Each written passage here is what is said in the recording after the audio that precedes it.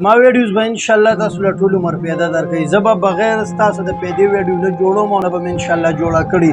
څنګه چې تاسو ته په دې سایډ کې دا ویډیو ښکاري، یو ماشوم دی دا ډرم دی ګیټ ته ور مخامخ کوي او په دې ګیټ کې که خیال هم راځي په دې ګیټ کې یو پړی لګېدلی دی. نو دا ماشوم هغه پړی رانیسي، هغه پړي سره لوبې کوي او د ده دا مطلب دی چې زه خو په دې ډرم ولاړ یم، دا زما سپورټ دی. نو کله چې دا ماشوم دا پړی دې مرۍ ته واچوي او دا ډرم د ده د خپو نه وخېږي، نو تاسو بیا ویډیو ګورئ چې دې ماشوم سره بیا څه چل کېږي، چې آیا دا پانسي شي او که دا بچ شي. نو صرف د ویډیو د جوړېدو مې دا مقصد دی چې څومره ملګري ګورئ مخکې سپورټ کوي. سپورټ ته د په دې وجه وایم چې داسې نوبت د چا په کور کې را نه شي چې داسې قسم څه مسله ورته جوړه شي. وایي د افسوس نه اختیار بهتر دی که نه.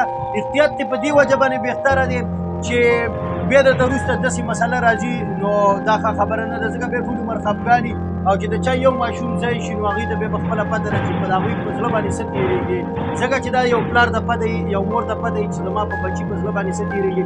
نو ویډیو مې په دې د وجې جوړه کړله چې ډېر زیات احتیاط کوئ. که په کور کې هم داسې قسمه پړي مړي یا څه بل څه داسې تاسو ته پته لګي چې او د دې شیز نه خطره جوړېږي، نقصان جوړېږي، نو مهرباني وکړئ دغه شی نه ختم کړئ. ویډیو په خپله ملګرو نورو ملګرو سره شریک کړئ. راځئ چې ځو چې دا ماشوم پنسي شي یا بچ شي او په کومه طریقه دا بچ شي، نو په خپله یې په دې ویډیو کې